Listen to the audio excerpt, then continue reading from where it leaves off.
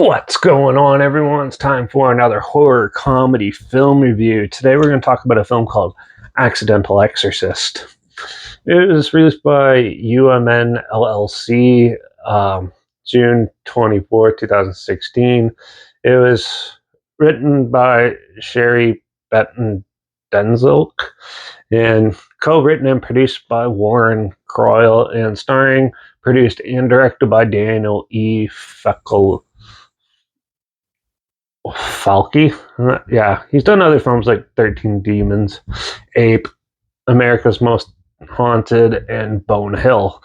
So this is a horror comedy where a young guy who is actually born an exorcist goes and he lives in a town that's just so happened to be riddled with demons, and he goes and tries to exorcise them, saving his town, but he gets really tired of it. He tries to get a new job, but it doesn't work out, and the exorcism stuff comes calling him back, and he gets back to doing it, but then he has to deal with like a new altar boy and things like that, and it's just a train wreck of emotion as he's trying to do his due diligence.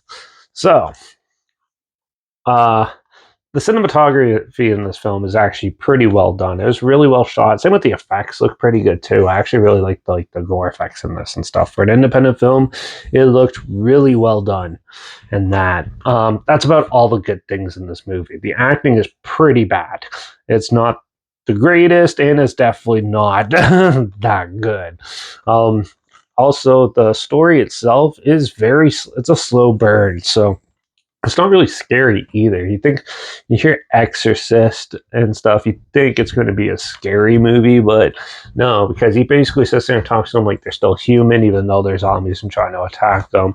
And then he just slowly like puts his hand on their forehead to exorcise them, and then wakes up in his apartment and it's done. It's kind of very lackluster when it comes to that stuff, and it does have some gory bits to it and stuff, but it's more like forced humor. There's a lot involved in this where you could tell people did not know how to like present it or anything. It's like watching beginner stand-up comedians try to do a joke, and then they give you a pause and they wait for your response instead of just talking confidently on stuff. It's sort of in that similar sense, and it just doesn't work. And yeah, there's a lot of that. Also, there's no musical cues or anything like that to back up like what's going on. So when he's like doing this, it's legit dead silent. And there's very little music in this besides some really random old songs that are in like the bar scene and stuff. But when it comes to him actually fighting the demons and stuff, or him getting possessed himself,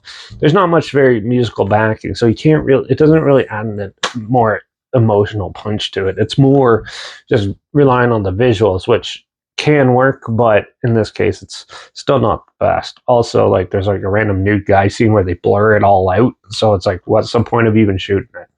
Like there's some questionable takes like that in that. The story is pretty bland, the characters are pretty stupid, and overall this was pretty dull of a movie. It was pretty disappointing, but yeah, I got this in a horror pack a couple years ago and I finally checked it out. So but yeah, Accidental Exorcist wasn't that great. I give it probably a 1.5 out of 5. So you do want to check it out. It is on Tubi. I'll link it down below so you can watch it for free down there. But also make sure you check out my Instagram. It's linked down below. So I post clips of films I'm going to review in the future on my story. Just put the film title in there and some fun fact or history thing in there as well. Also, my Letterbox down below, Derek P Reviews. That's where I post my first star rating after watching films. And my Twitter is down below, reviews_Derek. So follow me on those platforms. Stay in loop with this channel. Like this video, share some more people aware of it. Comment your opinions of the film down below if you have any. If you have any films or film franchises in any genre and on any streaming service that you want to hear my opinions on in the future, comment those down below too. I'll try my best to get to them as soon as I can, and if I can find them. And yeah, make sure you subscribe. Hope find some weird, obscure, and all they've probably never seen before. And also see my opinions of popular films, classic films, and reviews and other things as well. And don't forget to ring that bell because, well, I'm going to finally talk about The Nun 2.